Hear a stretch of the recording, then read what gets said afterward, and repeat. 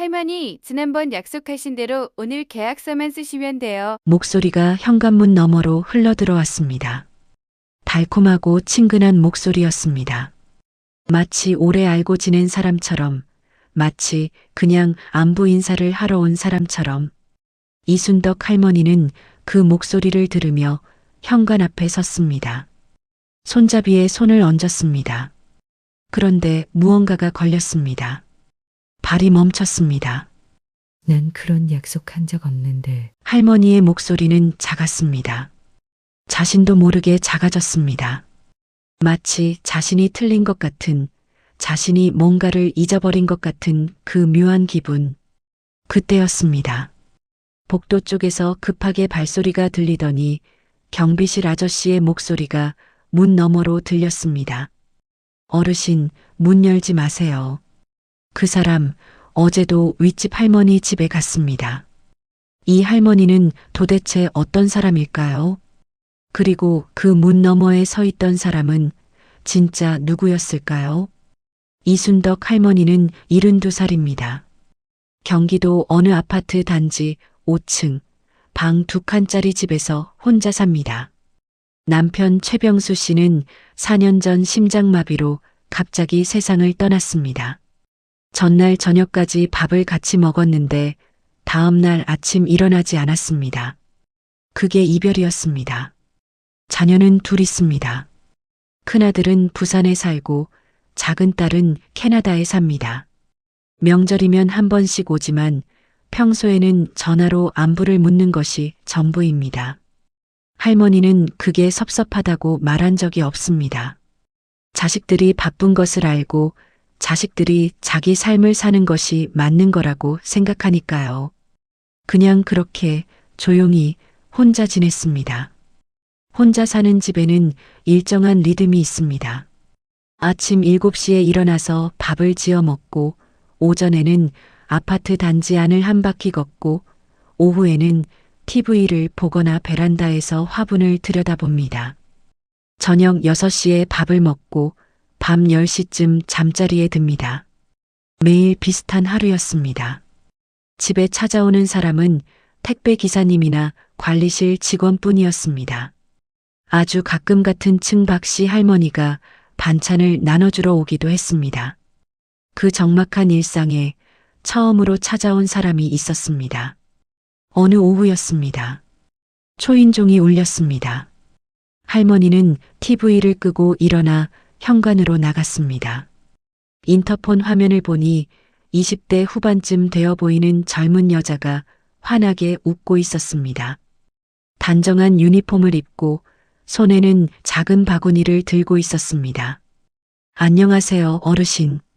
저 건강 관련 용품 소개해드리러 왔는데요. 오늘 이 단지 어르신들께 무료 샘플 드리고 있어요. 잠깐만 시간 내주실 수 있으세요? 무료라는 말, 샘플이라는 말, 그리고 무엇보다 환한 웃음. 할머니는 문을 열었습니다. 별 생각 없이 열었습니다. 택배 기사님이 왔을 때처럼 그냥 문을 열었습니다. 그게 처음이었습니다. 여자의 이름은 김지영이라고 했습니다. 말씨가 부드러웠습니다. 어르신, 혼자 계세요? 자녀분들은 자주 오시나요? 라고 물었는데 그게 그냥 일상적인 안부 같았습니다. 걱정해주는 것처럼 들렸습니다. 할머니는 아들은 부산에 있고 딸은 캐나다에 있다고 자연스럽게 말했습니다. 그리고 요즘 무릎이 좋지 않다고도 했습니다. 그러자 김지영 씨가 눈을 반짝이며 말했습니다. 어르신, 그러면 오늘 가져온 샘플이 딱이에요. 관절에 좋은 성분이 들어있거든요. 오늘은 그냥 무료로 드릴게요. 바구니에서 작은 포장지를 꺼내줬습니다. 할머니는 받았습니다. 뭔가를 공짜로 받는 것이 썩 편하지는 않았지만 거절하는 것도 어색했습니다. 김지영 씨는 잠깐 서 있다가 다음에 또 올게요. 어르신이라고 하고 돌아갔습니다. 그날은 그게 전부였습니다. 뭔가 이상할 것도 없었고 뭔가 걱정될 것도 없었습니다. 그냥 친절한 사람이 왔다가 갔다고 생각했습니다. 그런데 그 다음에 또 올게요가 진짜로 다음에 또 왔습니다. 일주일 뒤였습니다. 초인종이 울렸고 인터폰 화면에 또 김지영 씨가 있었습니다. 이번에는 좀 더 큰 봉투를 들고 있었습니다. 어르신, 안녕하세요. 지난번에 드린 샘플 괜찮으셨어요? 오늘 정수기 무료 점검 서비스도 나왔는데 어르신 댁도 한번 해드릴까요? 정수기 점검. 무료라는 말. 할머니는 또 문을 열었습니다. 이번에는 처음보다 조금 더 편하게 열었습니다. 이미 한 번 만난 사람이니까요. 낯선 사람이 아니라 아는 사람처럼 느껴졌습니다. 김지영 씨는 집 안으로 들어왔습니다. 정수기를 살펴보는 척하면서 주방을 돌아봤습니다. 거실을 한번 훑었습니다. 할머니는 그게 이상한지 몰랐습니다. 점검하러 왔으니 집안을 보는 게 당연한 것 같았습니다. 어르신, 혼자 사시기엔 집이 참 넓으시네요. 관리하기 힘드시겠어요. 그냥 익숙해졌어요. 아드님이 자주 오시나요? 아까 부산에 계신다고 하셨잖아요. 바빠서 자주는 못 와요. 아, 그렇구나. 그럼 어르신 혼자 대부분 계시겠네요. 그 대화가 얼마나 자연스럽게 흘렀는지 할머니는 나중에도 그때를 정확히 기억하지 못했습니다. 그냥 이야기를 나눴다고 생각했습니다. 하지만 그 짧은 대화 속에서 김지영 씨는 필요한 것을 모두 얻어갔습니다. 자녀가 자주 오지 않는다는 것, 혼자 집에 있는 시간이 길다는 것, 그리고 할머니가 경계심이 많지 않다는 것. 그날 이후 김지영 씨의 방문은 더 잦아졌습니다. 열흘에 한 번, 그 다음엔 일주일에 한 번, 그러다가 사흘에 한 번. 올 때마다 뭔가를 들고 왔습니다. 작은 포장 간식이기도 하고 건강음료 샘플이기도 하고 때로는 그냥 어르신 보고 싶어서 왔어요라고도 했습니다. 할머니는 그 방문이 싫지 않았습니다. 솔직히 말하면 기다려졌습니다. 하루 종일 아무도 오지 않는 집에 누군가 밝은 얼굴로 찾아온다는 것이 비록 파는 사람이고 사야 할 것이 생길 수도 있지만 그래도 사람이 오는 것이 좋았습니다. 말을 할 수 있다는 것이 좋았습니다. 그게 외로움이었습니다. 그리고 그 외로움이 김지영 씨가 노린 것이었습니다. 어느 날 김지영 씨가 새로운 얘기를 꺼냈습니다. 어르신, 요즘 노인분들 대상으로 정부 지원 건강보조제 사업이 있어요. 원래는 비싼데 어르신처럼 혼자 사시는 분들한테는 특별 할인이 적용돼요. 제가 신청 도와드릴게요. 정부 지원이라는 말, 특별 할인이라는 말, 그리고 어르신을 위해서라는 말. 할머니는 솔깃했습니다. 무릎도 아프고 건강도 챙겨야 하는데 정부에서 지원도 해주고 할인도 된다면 나쁠 것 없다 싶었습니다. 그게 얼마나 해요? 어르신은 특별 할인 적용하면 한 달에 5만 원 정도밖에 안 돼요. 그냥 렌털 형식으로요. 5만 원. 그게 나쁜 금액은 아닌 것 같았습니다. 할머니는 좀 생각해 볼게요라고 했습니다. 그런데 그게 좀 생각해 볼게요에서 끝나지 않았습니다. 다음에 왔을 때 김지영 씨는 서류를 들고 왔습니다. 어르신, 지난번에 관심 있다고 하셔서 일단 서류 가져왔어요. 사인만 하시면 바로 혜택 받으실 수 있어요. 할머니는 내가 그랬나? 싶었습니다. 관심 있다고 했던 것 같기도 하고 아닌 것 같기도 했습니다. 기억이 정확하지 않았습니다. 그런데 김지영 씨가 워낙 자연스럽게 말하니까 자신이 뭔가를 잊어버린 것이겠거니 했습니다. 나이가 들면 그럴 수 있다고 스스로 그렇게 생각했습니다. 도장을 찍었습니다. 무슨 서류인지 자세히 읽지 못했습니다. 글자가 작아서 그리고 김지영 씨가 여기라고 짚어주면서 빠르게 넘기니까 그냥 짚어주는 곳에 도장을 찍었습니다. 나중에 서류 사본을 받았는데 글자가 너무 작아 읽기가 어려웠습니다. 그냥 서랍에 넣어뒀습니다. 그게 잘못이었을까요? 아니면 그렇게 만든 것이 잘못이었을까요? 한편 같은 아파트 단지 안에서 비슷한 일들이 벌어지고 있었습니다. 6층에 사는 강정임 할머니는 어떤 남자가 와서 정수기 점검을 해줬다며 그 이후 정수기 렌털 요금이 2배로 올랐다고 했습니다. 처음엔 계약한 걸 몰랐는데 통장에서 돈이 빠져나가고 나서야 알았다고 했습니다. 3층에 사는 윤순자 할머니는 건강식품 회사라는 여자가 와서 안마기를 사줬다고 했습니다. 한 달에 조금씩 내면 된다고 해서 괜찮은 줄 알았는데 알고 보니 24개월 할부였습니다. 그런데 각자의 이야기가 달랐습니다. 강정임 할머니는 정수기라 했고 윤순자 할머니는 안마기라 했고 이순덕 할머니는 건강보조제라 했습니다. 회사 이름도 달랐고 찾아온 사람의 얼굴도 달랐습니다. 그러니 누구도 같은 사람이 한 짓이라고 생각하지 못했습니다. 각자 당한 줄 알고 각자 소가리를 했습니다. 할머니는 윤순자 할머니와 경로당에서 우연히 이야기를 나누다가 묘한 공통점을 발견했습니다.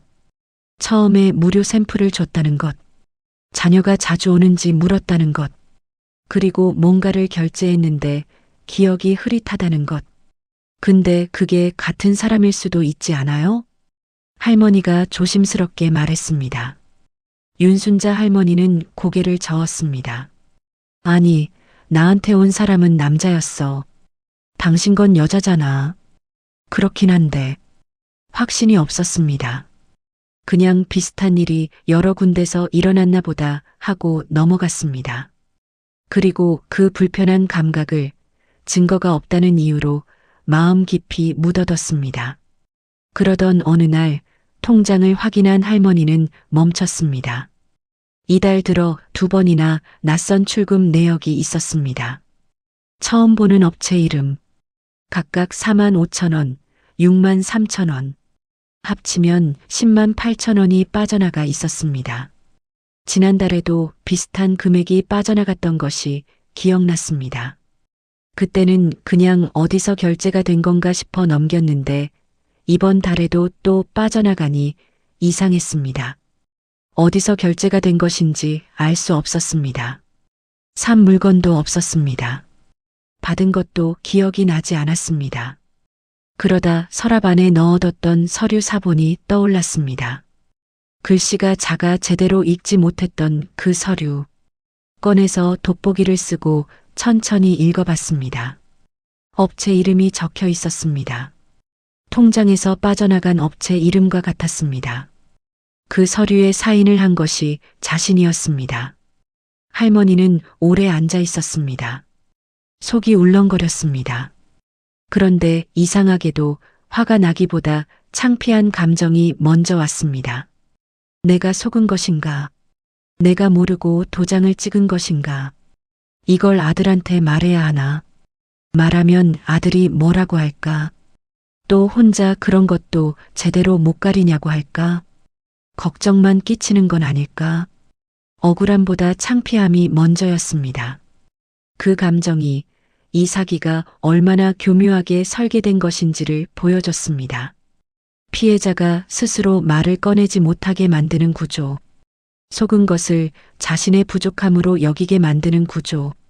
그게 이 사기의 진짜 핵심이었습니다. 며칠이 지났습니다. 할머니는 아무에게도 말하지 못했습니다. 혼자 속으로 삭혔습니다. 그러던 어느 날 또 초인종이 울렸습니다. 인터폰을 보니 김지영 씨였습니다.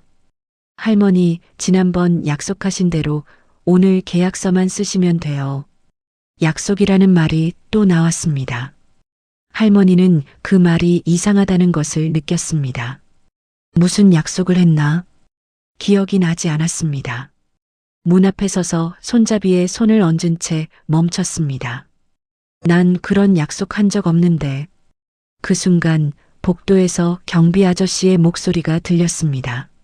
어르신, 문 열지 마세요. 그 사람 어제도 윗집 할머니 집에 갔습니다.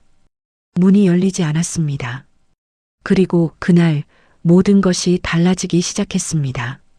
경비 아저씨 이름은 오재천이었습니다. 66살, 이 아파트 단지에서 20년 넘게 일한 사람이었습니다. 입주민들 얼굴을 거의 다 알고 누가 언제 드나드는지도 어림잡아 파악하고 있었습니다. 오래된 경비원이 갖는 특유의 감각이 있었습니다.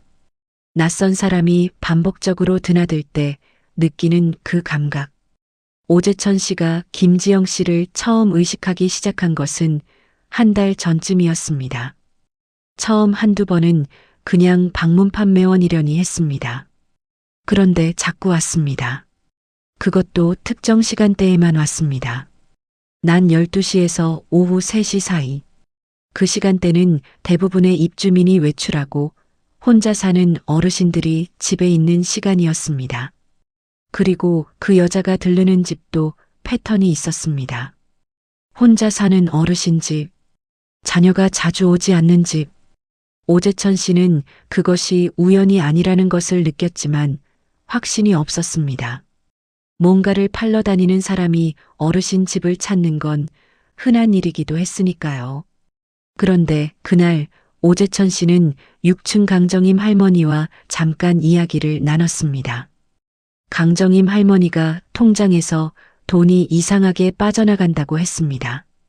그 말을 듣고 오재천 씨는 가슴이 내려앉는 것을 느꼈습니다.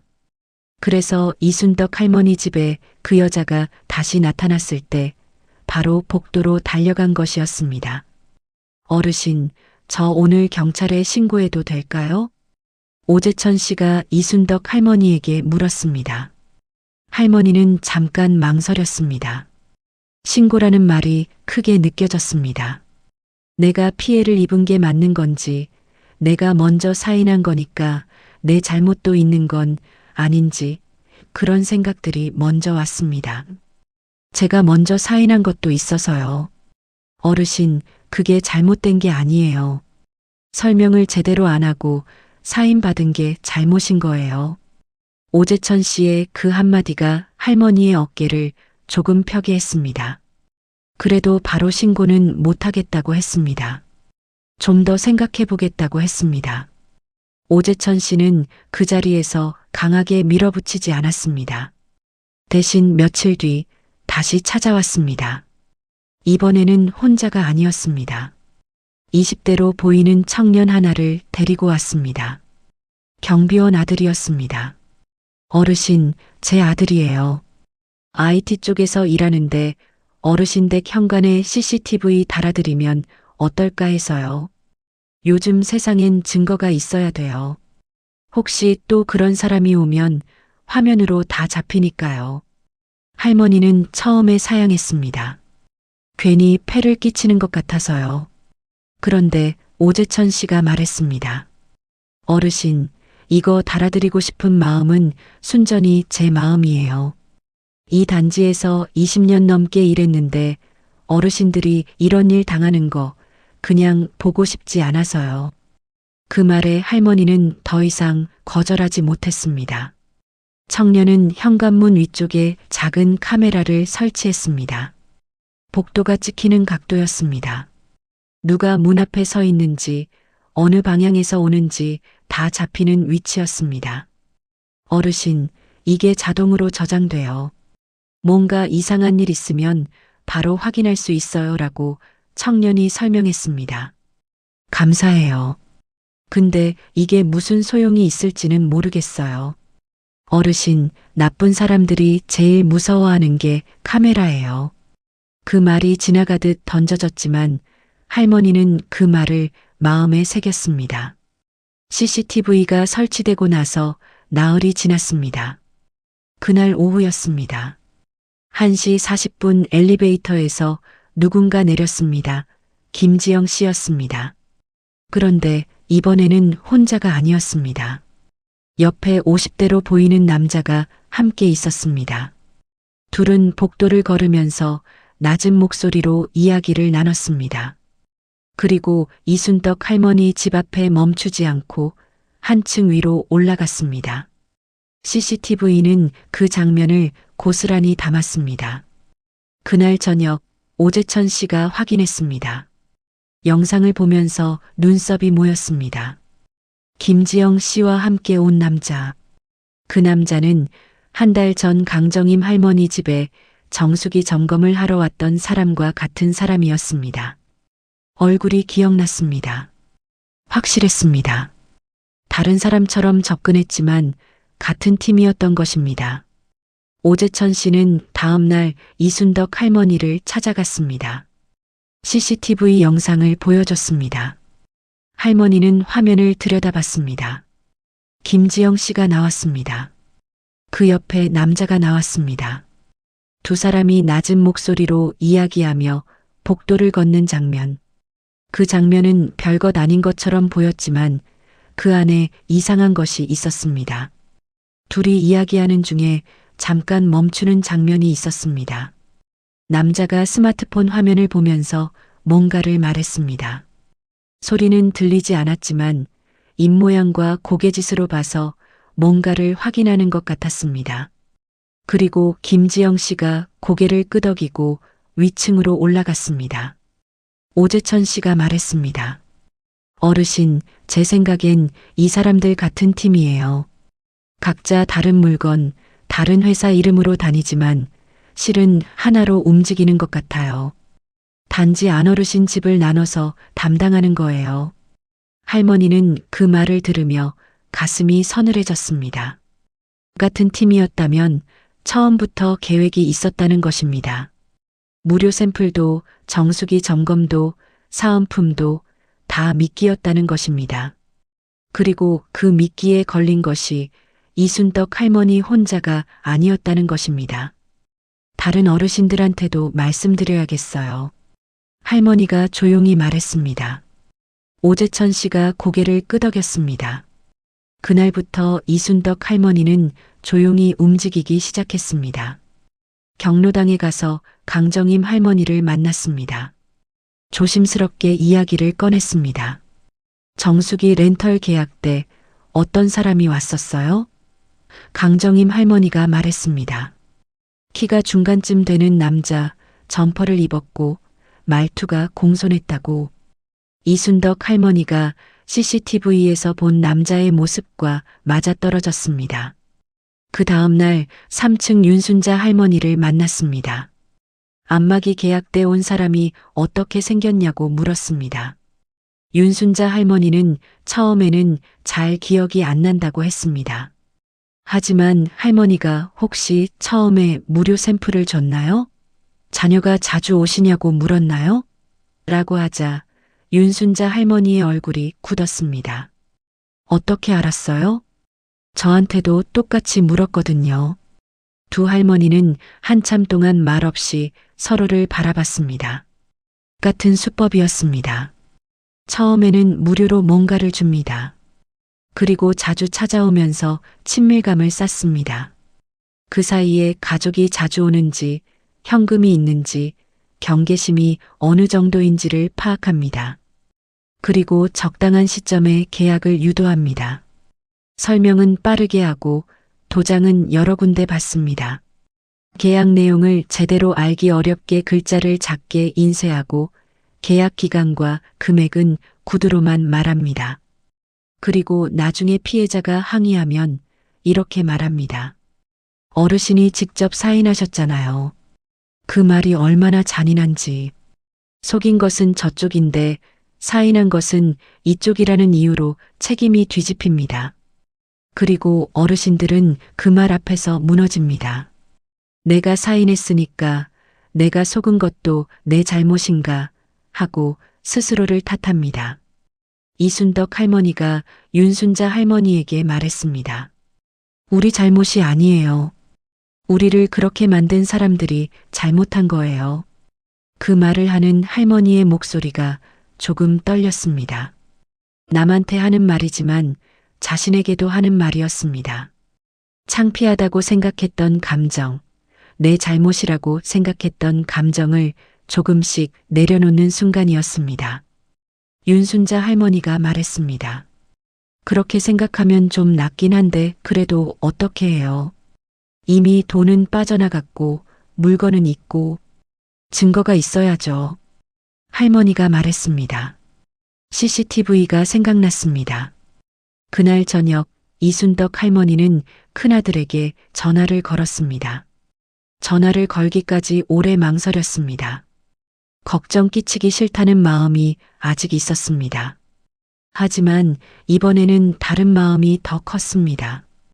혼자 해결할 수 없는 일이 있을 때 도움을 요청하는 것이 부끄러운 일이 아니라는 것. 오재천 씨가 해준 말이 머릿속에 있었습니다. 설명을 제대로 안 하고 사인받은 게 잘못인 거예요. 큰아들 최성민 씨는 전화를 받자마자 목소리가 달라졌습니다. 엄마, 그게 언제부터예요? 얼마나 빠져나갔어요? 할머니는 아는 만큼 설명했습니다. 아들은 잠시 침묵했다가 말했습니다.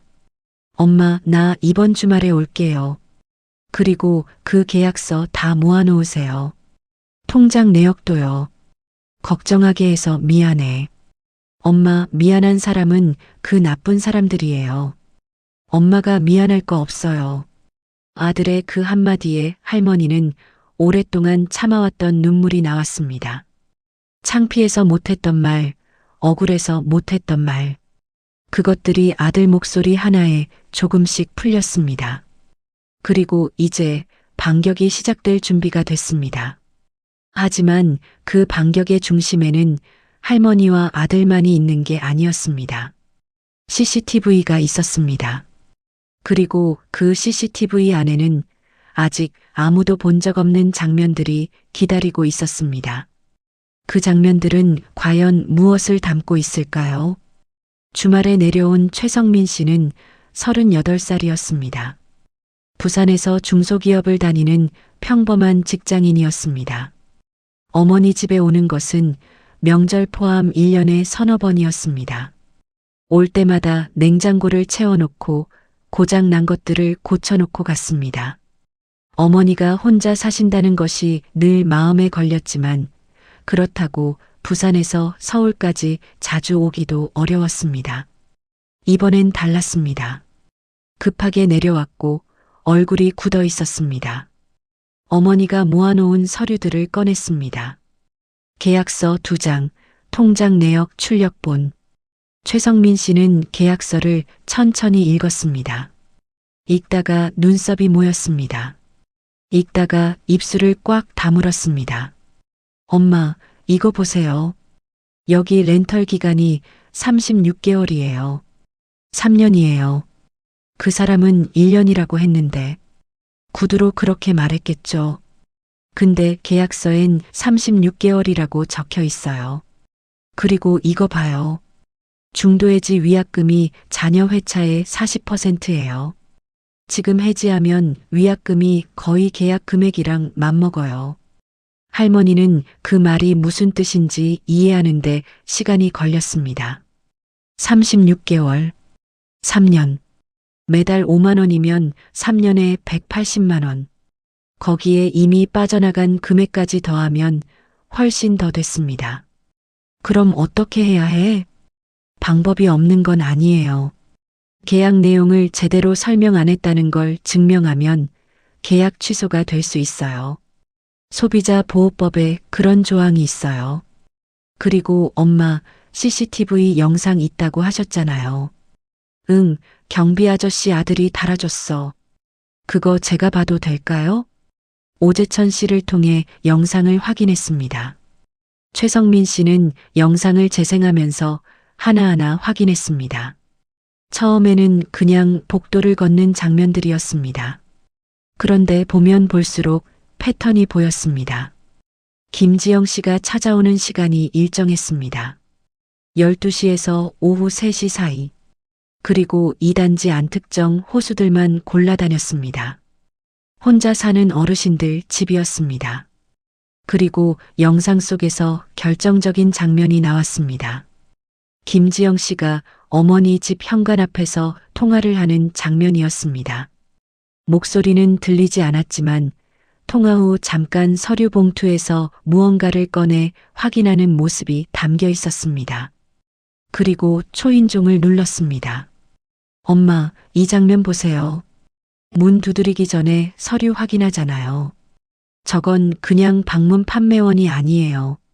어르신 정보를 들고 온 거예요. 어르신 댁에 누가 사는지, 어떤 상황인지 정보가 있는 거라고요. 할머니는 그 말을 듣고 등골이 서늘해졌습니다. 처음부터 자신에 대한 정보가 있었다는 것. 그냥 무작위로 초인종을 누른 게 아니었다는 것.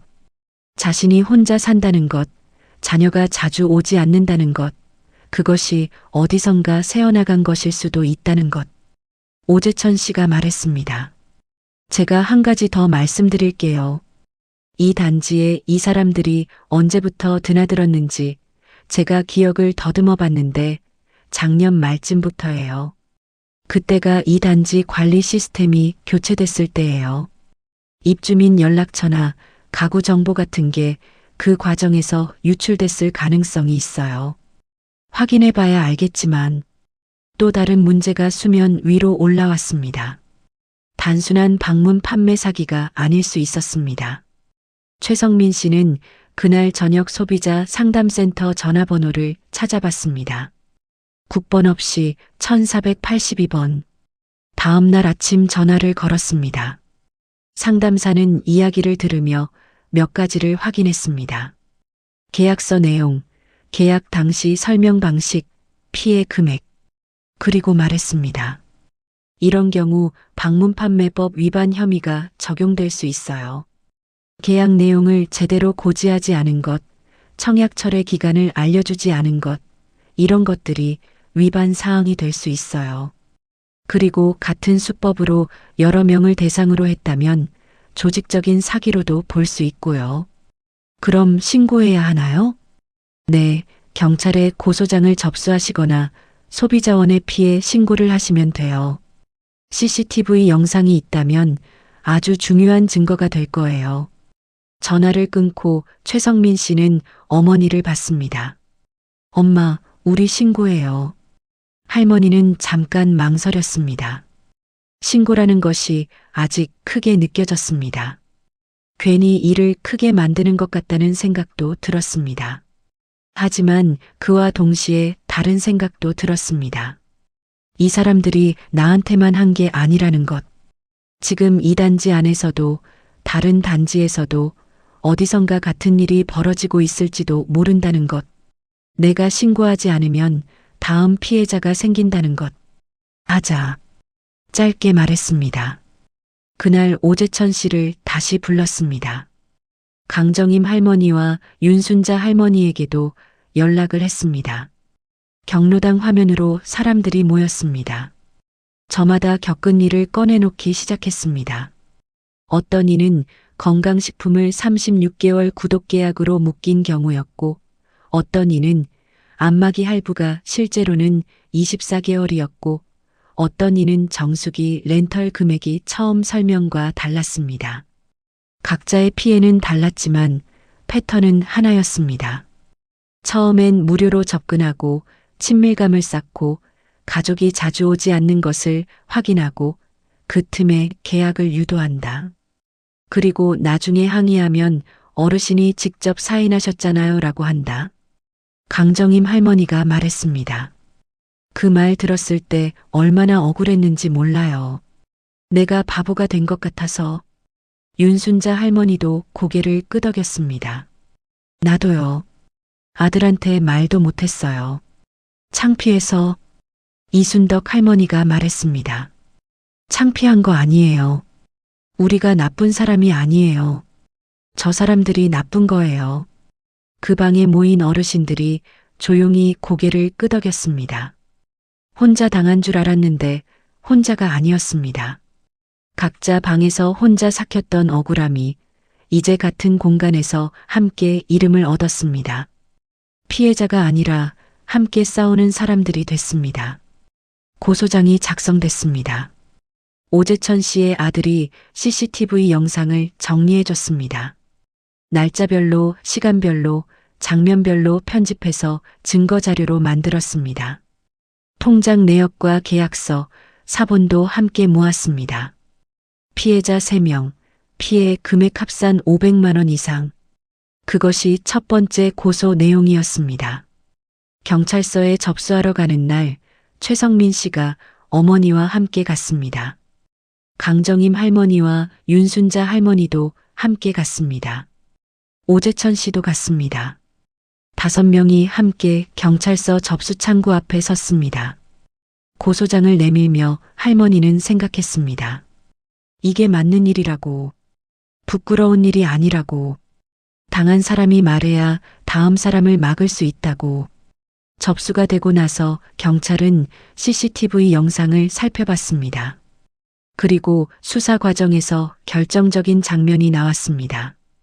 윤순자 할머니 집 현관 앞에서 찍힌 영상이었습니다. 안마기 계약을 유도하던 날 판매원은 서류를 내밀면서 뒤쪽 페이지를 손으로 가리는 모습이 포착됐습니다. 그리고 할머니가 서명을 하고 나자 빠르게 서류를 접어넣는 동작이 잡혔습니다. 그 장면이 계약 강요와 허위 설명을 입증하는 핵심 증거가 됐습니다. 서명 페이지는 보여줬지만 계약 기간과 위약금이 적힌 페이지는 고의로 가렸다는 것. 그것이 화면 안에 담겨 있었습니다. 또 하나, 김지영 씨가 통화하는 장면. 소리는 없었지만 담당 수사관이 입모양 분석과 통화 내역 확인을 통해 대화 내용 일부를 파악했습니다. 여기 자식 안 와요. 여기 현금 있어 보여요 라는 말이 실제로 통화에서 오갔다는 것이 통화 기록 분석으로 드러났습니다.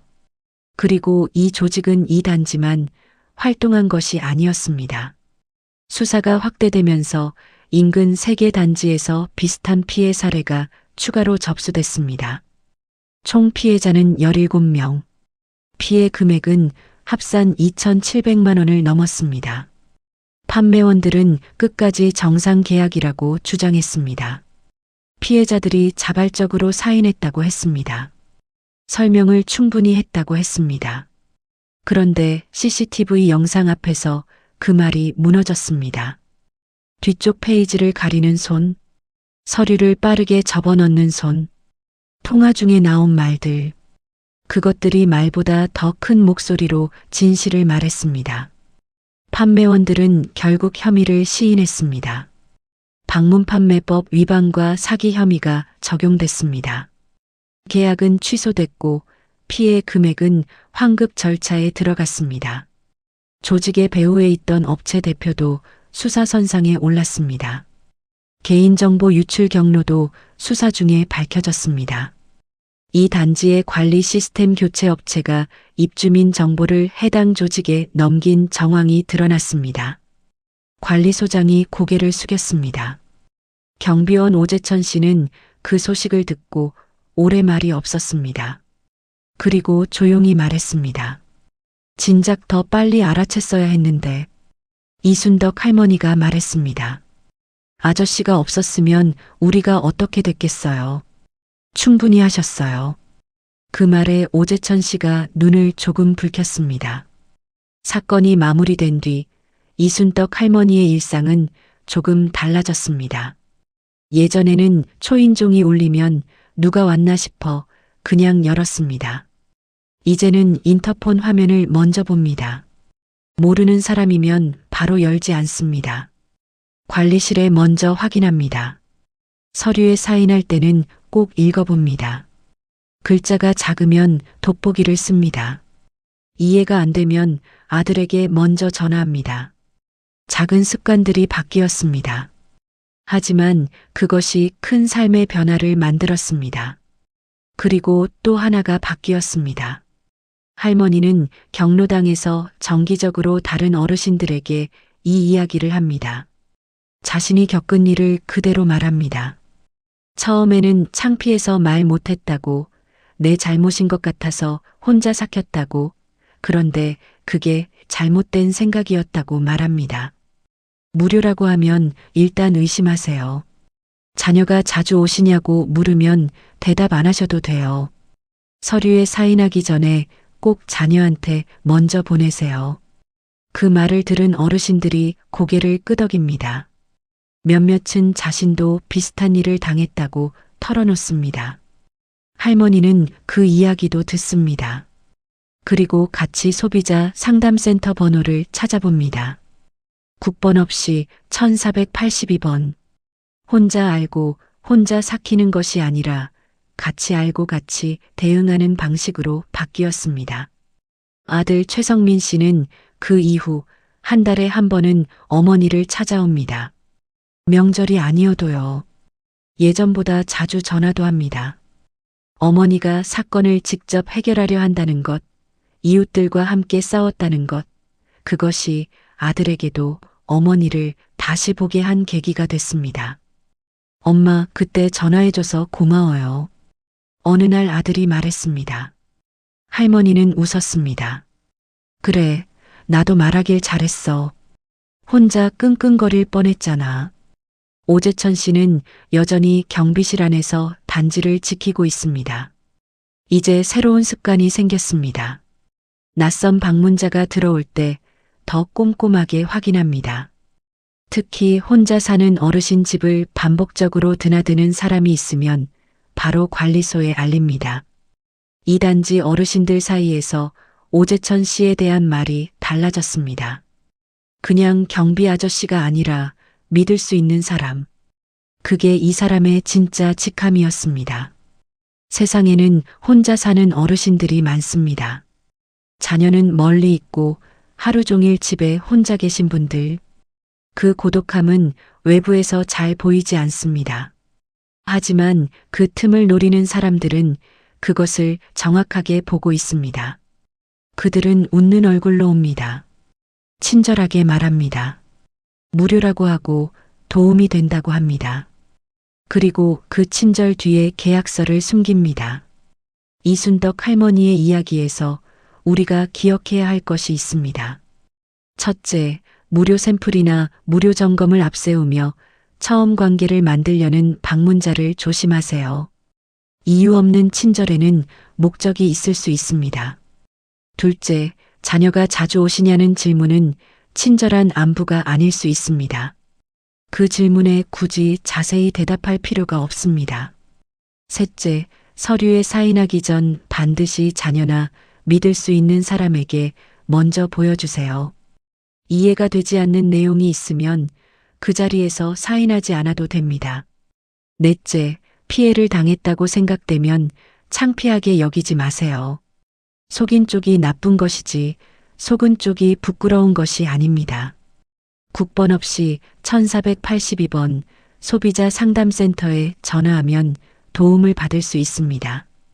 다섯째, 이웃의 말에 귀 기울이세요.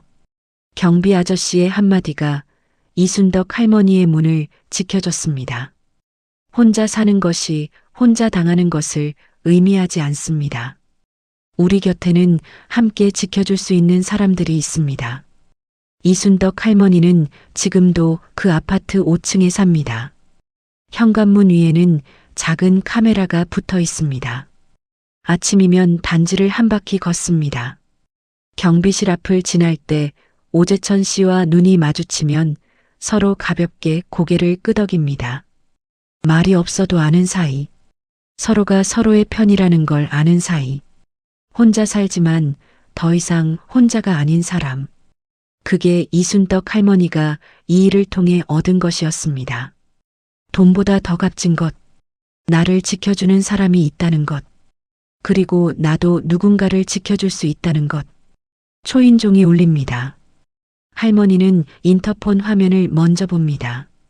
택배 기사님이었습니다. 할머니는 문을 엽니다. 환하게 웃으면서요. 이제 이 할머니는 알고 있습니다. 열어도 되는 문과 열지 않아도 되는 문의 차이를. 구독과 좋아요는 감동 있는 이야기 만드는 데 큰 힘이 됩니다. 긴 영상 끝까지 함께 해주셔서 진심으로 감사드립니다.